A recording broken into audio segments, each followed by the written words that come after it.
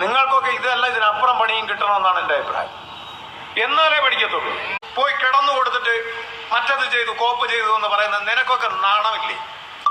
വൃത്തികെട്ട ജന്തുക്കളെ. മാധ്യമങ്ങളെന്ന് പറഞ്ഞാൽ കേരള ജനതയെ മൊത്തം തരം താഴ്ത്താൻ വേണ്ടി നടക്കുകയാണ് ഇവിടുത്തെ മാധ്യമങ്ങൾ. ഇതേപോലെ നിരോധിക്കേണ്ട സമയം. 1,80,00,000 രൂപയാണ് ഹേമ കമ്മിറ്റി ദൂർത്തടിച്ചു കളഞ്ഞത്.